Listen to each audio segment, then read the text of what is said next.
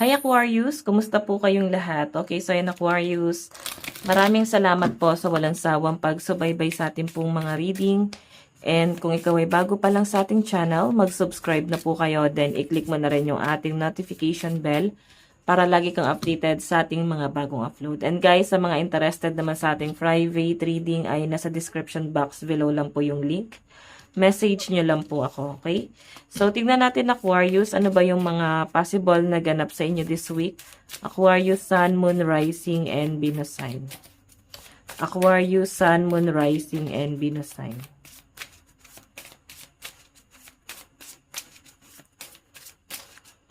So, a new day.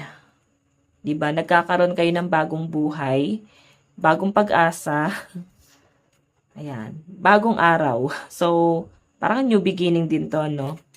Basahin natin Aquarius, let go of what was in order to make room for what's to come. It may be time to release a relationship that has run its course, a job that lost its luster, or a depleting commitment. The past is over. What's done is done. Acknowledge the feeling, learn from the experience, and give yourself permission to release any negative emotion or guilt. When one area of our life falls apart, new opportunity fall into place. Diba? So, parang more on acceptance siya, no? Na parang okay lang kung ito yung mga nangyari, okay lang to.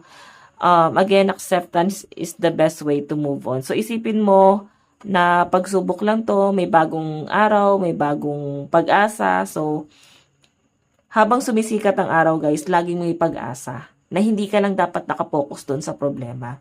So, mahirap kasi to guys i-apply lalo na kung hindi naman natin napagdadaanan yung bigat na pinagdadaanan nung taong yon. Lalo na kung etong problema mo ngayon ay medyo personal, no? Like, hindi siya guys madali. Okay, so check pa natin guys, ano ba yung mga possible na ganap kay Aquarius this week.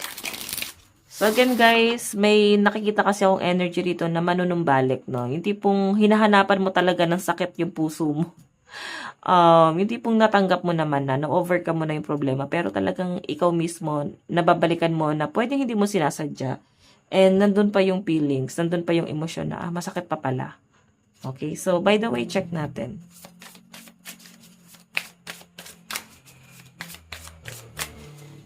Aquarius, Sun, Moon, Rising, and Venus sign.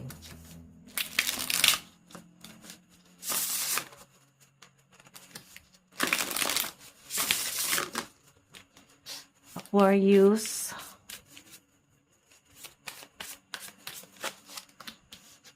Meron tayong the star. So, nakapokus yung mga Aquarius ngayon sa mga pangarap nila eh.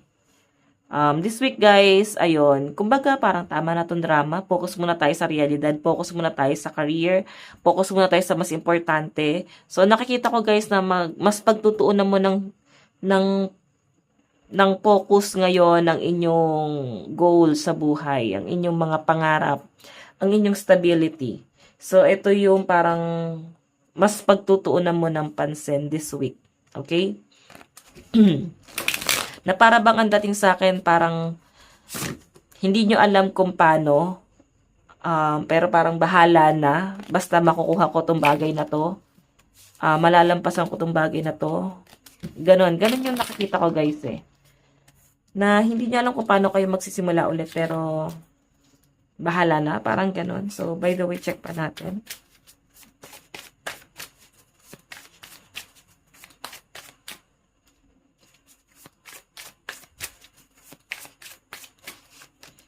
Meron tayong The Empress.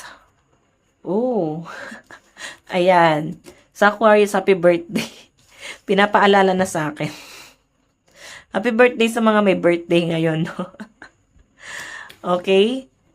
I think meron kayong simple celebration. Or pwede may magbe-birthday ngayong sa kamag-anak, no? Pwede sa kamag-anak, pwedeng anak nyo, may magbe-birthday. So, pwede paghahandaan nyo din siya this week. So, yan. Check pa natin Aquarius. Then, yung iba dito, no, kung may magbe-birthday sa mga anak nyo or pwedeng malapit sa inyo, pwedeng isa to sa iniisip mo, paano mo to paghahandaan, Paano mo to isusurprise? So, ayan. Check pa natin.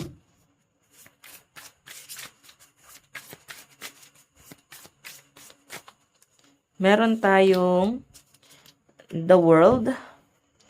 So, nakikita ko dito, Aquarius. Parang medyo nagiging conscious ka pagdating sa physical appearance mo, no? Especially, pwedeng nagiging meticulosa ka pagdating sa muka. Okay? Siguro yung iba sa inyo, bigla na lang may tumutubong mga tagyawat. So, I think, naiisip nyo to guys. I know, nagkakaroon kayo ng, nagiging kayo conscious ngayon pagdating sa inyong physical appearance, no? May mga Aquarius dito na parang gusto magpaganda, magpagwapo, magpamacho. So, meron kayong gustong i-develop sa sarili nyo this week. So, again,